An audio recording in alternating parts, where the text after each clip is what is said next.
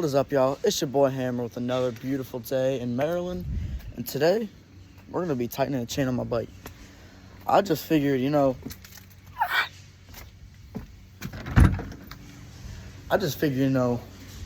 not tighten it, It sounds horrible right now.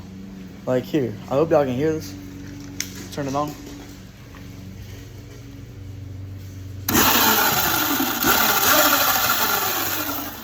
Yeah, I heard like that grinding sound, right? It's no bueno, no bueno. All right, so we're going to be fixing that right now, and I'm just gonna show y'all how to do it and talk you through it. So let me just set it up there. All right, I got you. I hope y'all can see that good. But so basically, this is a 5-inch extended swing arm from Ride or Die. It costs about $250, and you got these two things right here, right? These two nuts. So you want to, not on this side where the bolt's sticking out, but on the side of the sprocket, you have a nut that you can use a socket wrench with. Probably about this big. You want to go ahead, oh, that's wrong size, my bad. Maybe a size bigger than that. So yeah, if I could see, all right, yeah, so it's a 19 millimeter socket, and you're just gonna use that to go in there, and you wanna grab your socket wrench. It's a standard socket wrench, doesn't really matter what kind it is. You can use whichever one you want. And then you wanna grab, so on this side, you've got like an Allen head bolt, so you want to grab some Allens. Just a standard Allen, that's it. Nothing crazy, Just whatever you can find is fine. I'm going to go ahead and use that, and that's going to be your securing thing. So that doesn't move, so you can actually loosen your swing arm and then get your bolt off.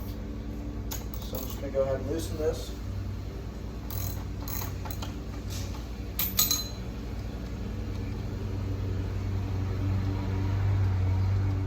And again, it doesn't really matter. You can loosen it.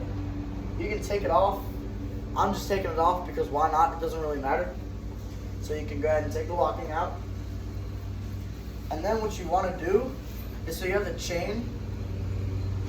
Here, maybe it'd be better if I came over here and showed y'all what I'm talking about. So right here, see the chain right here? I could probably just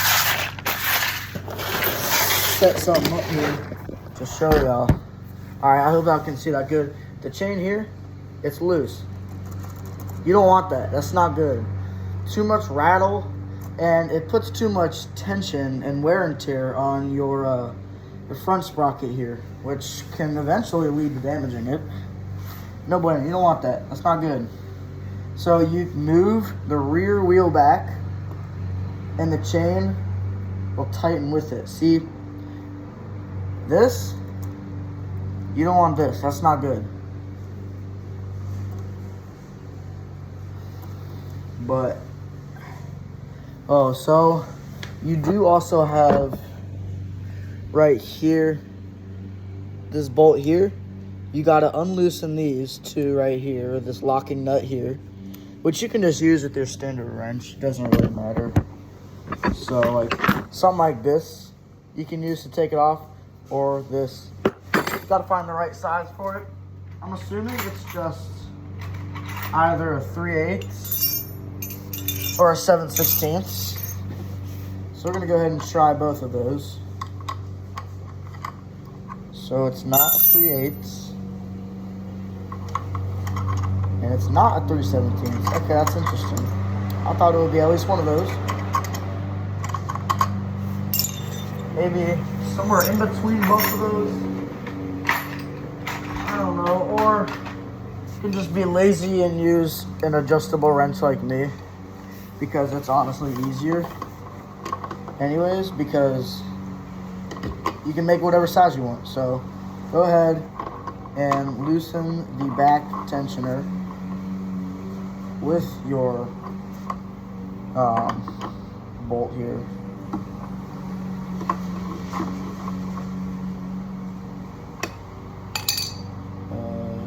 come off. I don't know why that won't come off. That's interesting.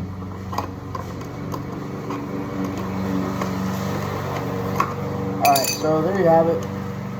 Just loosen the both of those.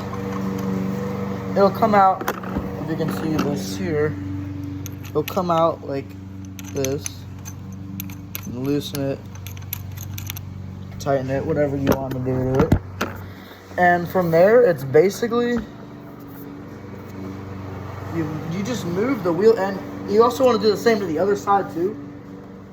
I already have mine loosened from the other side, but you just pull the wheel back so that your chain is tighter. Now, you don't want a ton of, like, you don't want it to be super stiff, but you don't want it loose. So just pull the wheel back slightly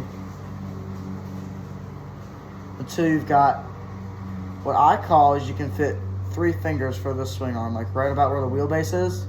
3 fingers, and it's not going to move incredibly. And the bottom, you don't want that. Ideally, you want it decently tight. I'm not going to lie to you guys. So just move the wheel back.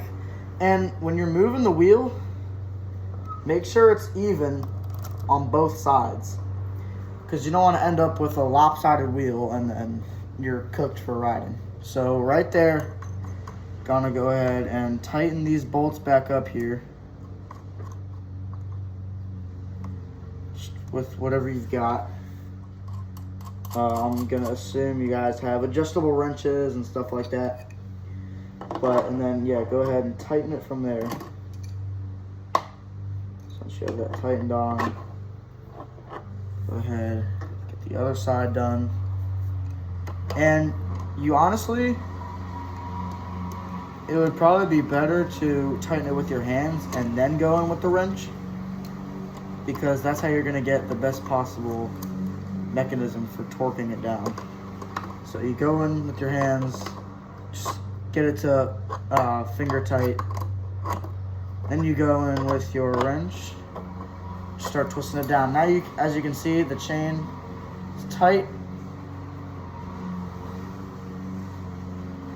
And with things like these that do not have linkages, I can show you guys here. Bikes like these that don't have linkages, are just linked up to the swing arm. When you sit down, the bike's not going to move. Or the chain. Sorry, the chain is not going to be affected by the weight distribution. I might have made mine a little bit too tight, honestly, to be completely honest. So I'm going to go ahead, loosen these up here. Take off this securing bolt.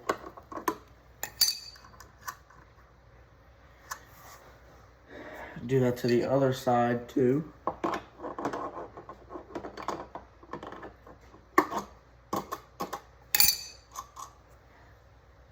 It's just a little bit too tight right now, so I gotta loosen this one here. This is a relatively easy thing to do also, but if you have just like a stock 650, MX 650, you're not gonna have to do this, because you already have a chain tensioner on the bike, and it's not gonna be that difficult to tension it and untension it. So the bike, if you have a stock 650 with a stock swing arm and stuff, it basically does it for you. So you don't have to, man, that's stuck on there.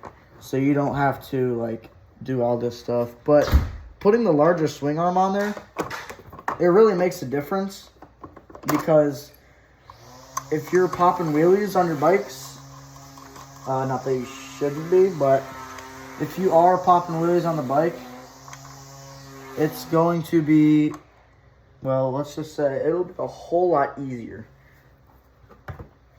because you're not, it's just going to be easier, because, okay, see this? That is incredibly loose.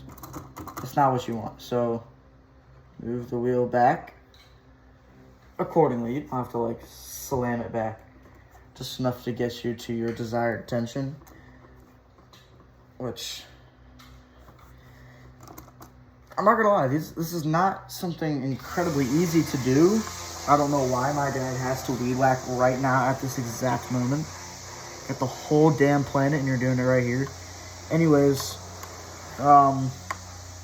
yeah, so you can move these back and then just move the wheel back. Once you have that tension that you want, go ahead and lock the securing bolts on there. So these two things right here on the end of your long Allen head screw going in there. So once you have those locked on there, it's not going to go anywhere, trust me. But I previously had a gas bike, and it was just like, it was too much. So that's why I went to electric. They're just so much more simpler. I mean, to be fair, I had a 2-stroke, which is like the most complex bike in the world. Like, not the engine, but like the carburetor and stuff. I always had to clean it out. So I was like, you know what, screw this. I'm going electric. So I went electric, and it's working out great. It's really fun, and I do have the chance to film now, which is really good for me, and I would love to see this channel grow. So if y'all can drop a like and follow, I would really appreciate that. You don't have to. I'm just recommending, you know. Trying to keep this channel alive. I posted my first 2 shorts last night. I should be posting, you know, that's a good question what I should post. I'll usually post a short almost every day. I should. Because it's not that difficult to post shorts. Like, come on. If you're not posting every day, you're just slacking on your channel. Or posting a short every day. It's not that much effort. Alright, so anyway, I'm getting off topic. As you can see, wheel spins, and your chain, it should, when you hit the bottom, shouldn't have any bounce. It really shouldn't have any bounce. And unless you have like a TAF chain, I have a number 35 chain, which they're significantly stronger. But that's what you want. You don't want any of that bounce, any too loose or anything like that. That's just what you're going to want. And yeah, so as you can see, if the wheel spins here.